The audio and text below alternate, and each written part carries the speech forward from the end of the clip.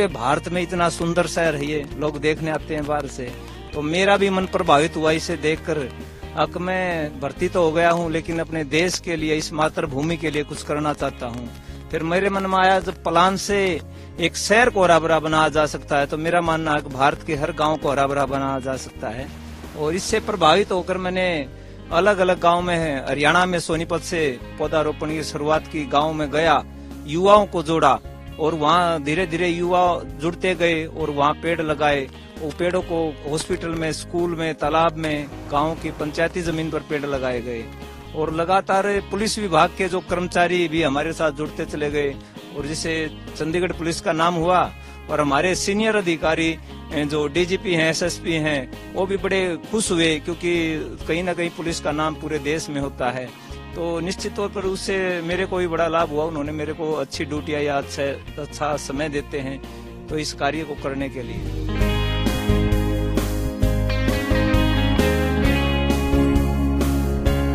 ये 2012 से पौधारोपण अभियान शुरू किया, और सक्रिय रूप से 2014 में हमने इस अभियान की शुरुआत की।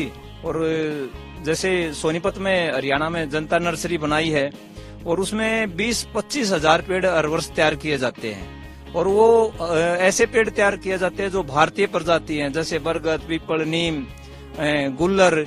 जो विलुप्त होती प्रजातियां जैसे जाड़ है, जाटी है या ढाक है, वो भी प्रजातियां या औषधीय पेड़ भी तैयार किए जाते हैं।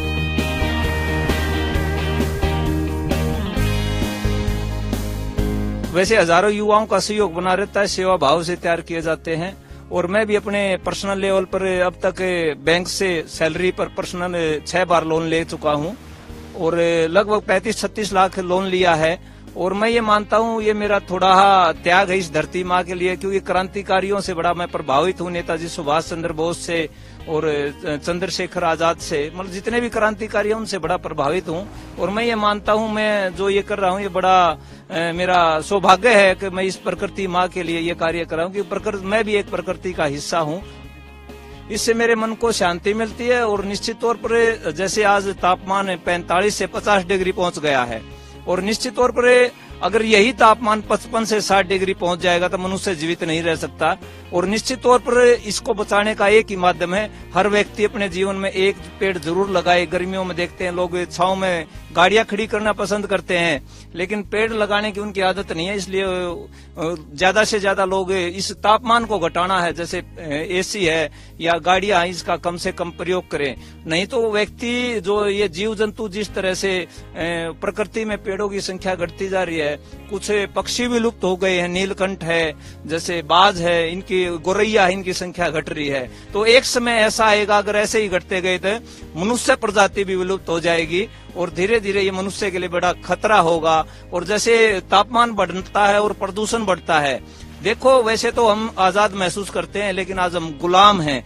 किसके गुलाम है? प्रदूषण के गुलाम हैं। प्रदूषण की वजह से छुट्टियां, स्कूलों की छुट्टियां हो रही हैं, और भयंकर बीमारियां, कैंसर, अस्थमा हो रहा है। लेकिन सबसे अच्छा है वही देश, विकसित देश है जिसका वातावरण अच्छा है, वह व्यक्तियों का जो जीवन शैली है, उनका स्वास्थ्य है वो ठीक रहे, उनकी आयु लंबी हो। क्योंकि विकसित देशों में ऐसा ही है, वहाँ लोग ज्यादा से ज्यादा इन्वायरमेंट पे इस तरह के बड़ा ध्यान देते हैं। मैं तो यही कहूँगा ज्यादा से ज्यादा लोग पहले प्रकृति से जुड़े और इसमें ज्यादा से ज्यादा पेड़ लगाएं।